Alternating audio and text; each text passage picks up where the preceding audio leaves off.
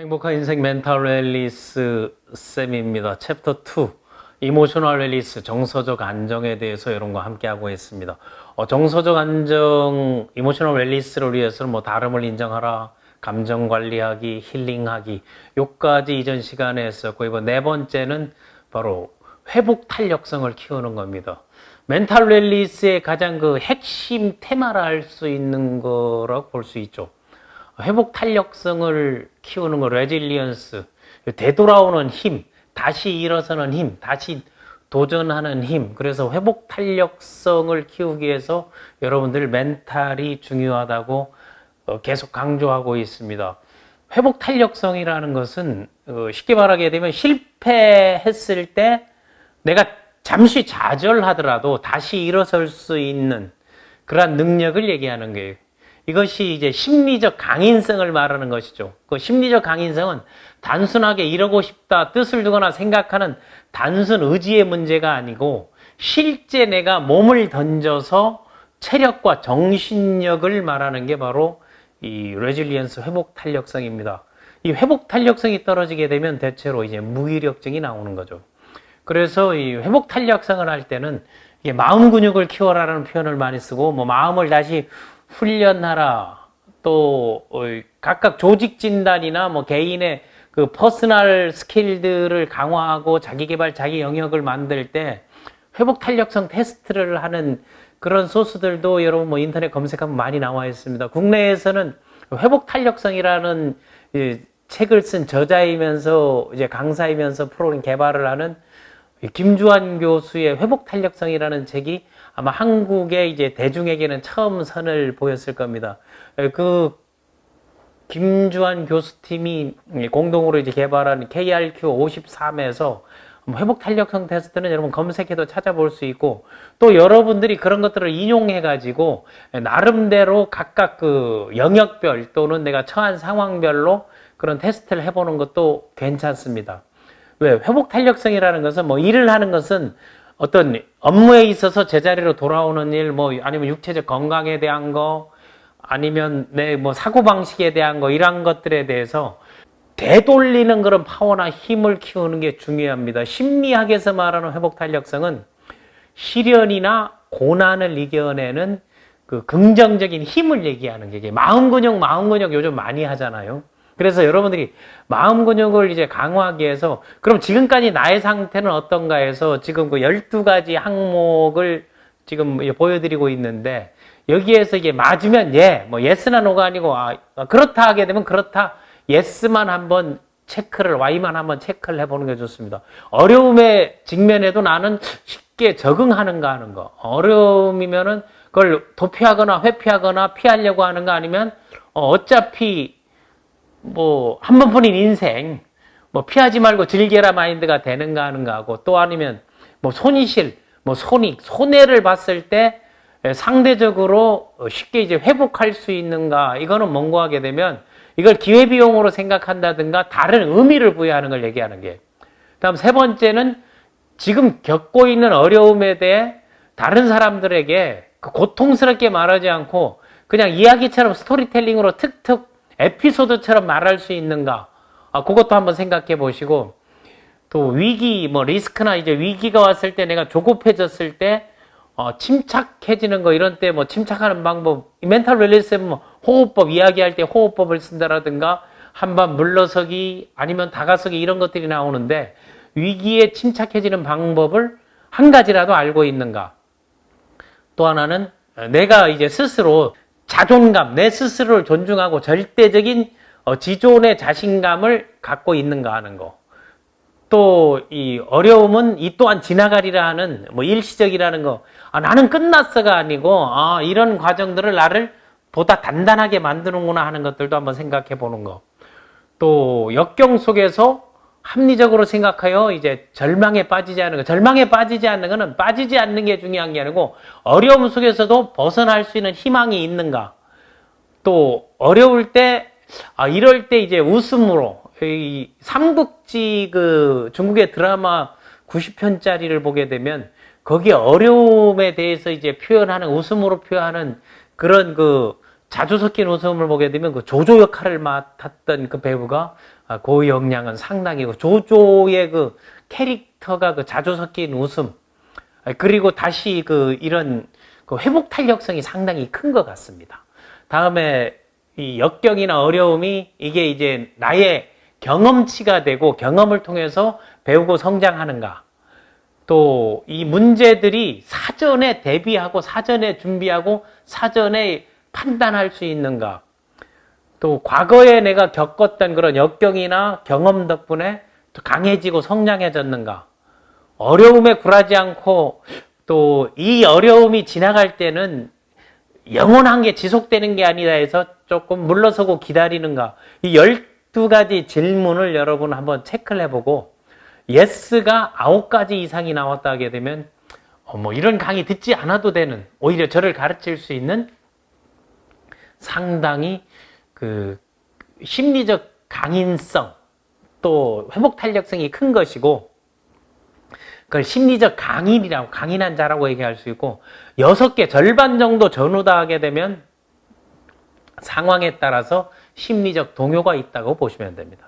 근데 이제 4개 미만, 예스가 4개 미만이라면 학습된 무기력증이 오거나 뭔가 이제 귀차니즘에 이제 적용된다고 봅니다. 이런 것들도 한번 체크를 하고 또 이런 항목들을 여러분 나름대로 만들어서 뭐 조직이나 팀에서 꼭 그 인생 전반적인 거 이거는 소위 말해서 개인적인 그 퍼스널 차원에서 그런 거를 구성한 거고 뭐 조직이나 아니면 또 그거를 같이 우선순위 영역에 따라서 만들어 볼 수도 있습니다.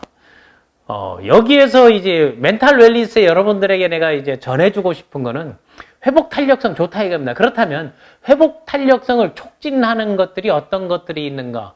그런 내 스스로 회복 탄력성을 만들어줄 수 있는 거. 좀 전에 얘기했던 김주환 교수 회복 탄력성에 보게 되면 이 개인 차원의 회복 탄력성 구성 요소라는 거를 아마 이제 도표로 만들어 놓은 게 있습니다. 그게 이제 자기조절 능력과 대인관계 능력. 그 앞 과정들을 다 연계되어 있다는 게 여러분 느껴지잖아요. 여기에서 감정 관리할 때도 이런 게 나오고 다름 인정할 때도 나오고 그 이모셔널 웰니스 안에서 서로 전부 매치가 되고 또 서로 이제 보완되고 서로 상반되는 거 이런 것들을 내가 어떤 입장을 취하느냐 이런 것들을 여러분 생각하면서 이 강의를 들어주시면 이제 고맙겠습니다. 그래서 자기 조절 능력하고 대인관계 능력이 2가지로 그 개인 차원, 퍼스널 차원에서 회복 탄력성 구성 요소는 김주환 교수는 이제 그렇게 얘기를 했습니다. 그래서 자기 조절은 아까 감정 관리의 감정 조정 능력 아니면 이 컨트롤하는 거, 충동 같은 거, 이 순간적으로 혹하는 거, 요런 충동에 대한 거, 일시적인 통제 능력하고 또 요것이 왜 그런가 하는 그런 원인 분석력, 이게 자기 조절 능력이고 대인관계 스킬, 대인관계 능력은 뭐니 해도 커뮤니케이션 소통 능력이죠. 다음에 이제 공감하는 거. 그 월드 미스 대회에 나갔을 때 어떤 문제를 개개인 질문했을 때 그 한국인이 1위를 했거든요. 다르게 얘기한 게 자기가 세상을 이제 바꾸기 위해서 가장 필요한 게 뭐냐고 물었을 때 그 답변이 CNN에서도 이제 잠시 나왔던 게 이 공감이라는 걸 얘기했어요. 이 세상을 바꿀 때는 가장 중요한 건 공감할 수 있는 것들을 만들어내는 거.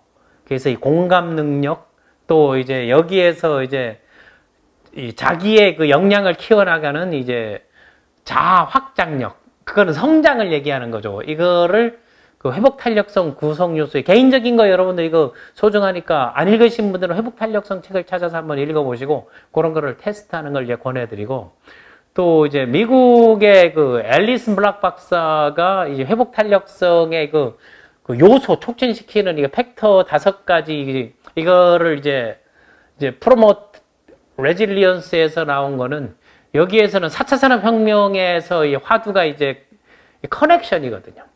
연결하는 게 가장 중요해요. 회복 탄력성은 그 연결을 어떻게 하느냐 하는 부분하고 또 하나는 그 커뮤니케이션.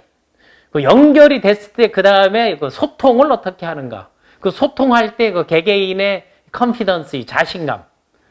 그 자신감에서 이제 드러나는 막무가내 자신감이 아니고 그 안에 있는 그 컨피던스라 그러죠. 그 역량이라든가 아니면 커미트먼트. 그거를 기여하고 헌신할 수 있는 게 뭔가.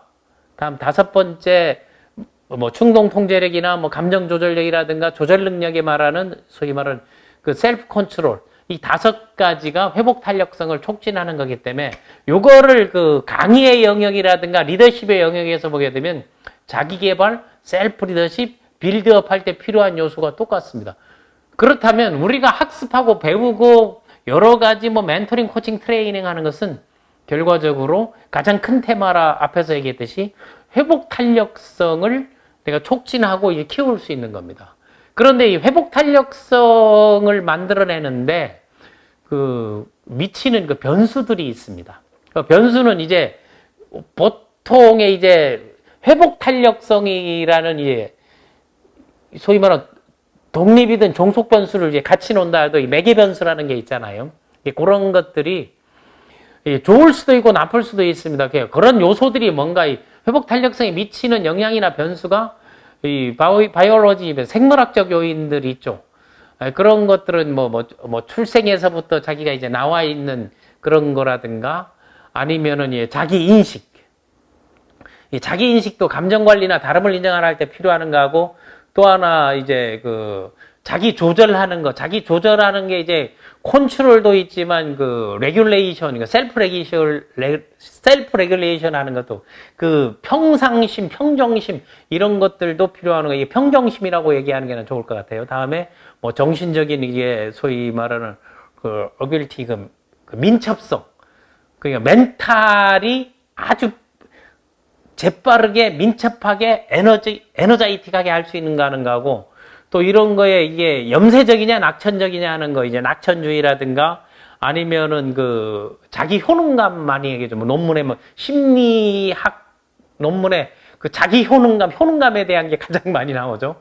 뭐 조직 시민 행동이나 이제 아니면 뭐 개인의 퍼스널 나오는데 이제 효능감.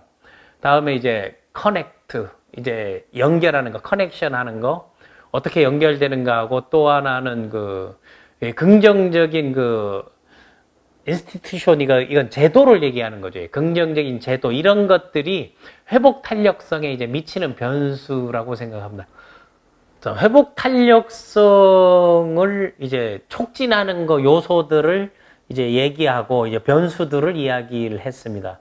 그런데 그런 요소들이 있는데 실질적으로 내 개인에게 적용할 때는 내가 그 레질리언스, 회복 탄력성을 키우는 방법이 뭐가 있지 하고 여러분 생각하게 되잖아요. 그래서 그 회복 탄력성을 키우는 가장 간단한 거, 실제적으로 할 수 있는 거, 이런 거 관념적으로 뭐 커넥트 필요하고 이런 거 필요하고 이런 것들보다는 내가 직접적으로 할 수 있는 7가지 방법을 이제 소개하도록 하겠습니다.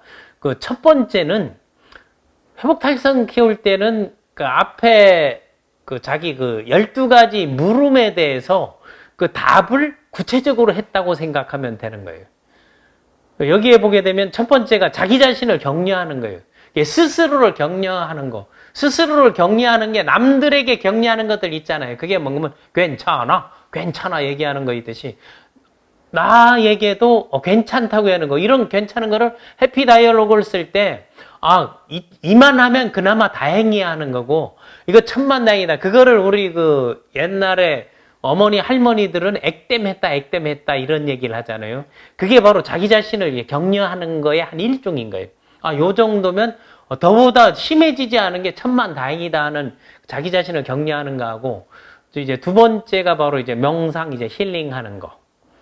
그 지금까지 회복 탄력성은 앞에 3가지를 힐링하기라든가 그 여러 가지 요소들을 다 갖다 대면 이제 된다고 제가 이제 말씀을 드렸고, 또 하나 이제 두려움을 용기로 바꿔주는 걸 말하는 거예요. 그러니까 내가 이제 두려움이나 공포나 불안이나 의심, 이게 네거티브 마인드거든요. 그러니까 부정적인 생각인데 그거를 사랑, 희망, 그리고 뭐 용기를 갖게 하는 것은 할 수 있다는 자신감이 바탕이 되기도 하지만 어차피 내가 해야 될 일, 기왕 하는 거 덤벼보자 하는 그런 용기. 그럴 때는 담대함도 필요하다고 아마 그 앞 시간에 얘기를 했었습니다. 그래서 앞에서 나왔던 워딩들도 연결해서 생각하고, 또 이제 네 번째가 퍼포즈풀 웰리스에서도 그 멘토 찾기를 했잖아요. 멘토 찾기가 왜 퍼포즈풀 웰리스가 중요한가 하게 되면 요게 기본적인 그 삶의 의미와 목적을 찾으면 그 안에 세부적인 영역들이 7가지라는 사실입니다. 그래서 멘토링이나 코칭을 받는 거 아니면 멘토를 찾아가지고 컨설팅을 받는 거, 조언을 받는 거 요런 것들이 자기 회복 탄력성을 키우는데 혼자서 안 되니까 이렇게 한다. 그 피지컬 웰리스에서 운동 습관 만들기에서도 여러 개 이제 말씀드리겠지만 요런 것들이 다 조언을 받고 함께 하고 하는데 연관성이 있다는 거. 또 휴식과 한 발 물러서는 거. 물러섬 얘기했었죠. 다음 다가섬, 긍정적인 감정으로 다가서는 거. 멈칫 그 다가설 때 뭐가 필요해요? 용기도 필요하고 그 다가섬의 그 매력도 이제 필요하잖아요. 그 다가섬을 얘기할 때 앞 시간에 고슴도치의 사랑을 얘기했었고 아니면 뭐 큐피드 화살 이런 것도 얘기했었는데 뭐 자연 속에서 힐링하면서 성큼 다가서기도 하고 때로는 우선 멈춤 물러서기도 하는 거. 다음에 이제 7번째가 레질리언스를 이제 키우는 7가지 방법 중에 바로 챕터 1 퍼포즈풀 웰리스를 가장 잘하는 겁니다. 비전과 미션, 열정 만들기. 결국 회복 탄력성이 멘탈 웰리스에서 핵심 화두다라는 것을 이제 입증시키는 게 바로 이러한 것 때문입니다. 다음 시간에는 그 힐링의 방법 그리고 자연 속에서 다가서고 물러서고 해야 될 일 중에 화초나 터박 키우기를 한번 해보겠습니다.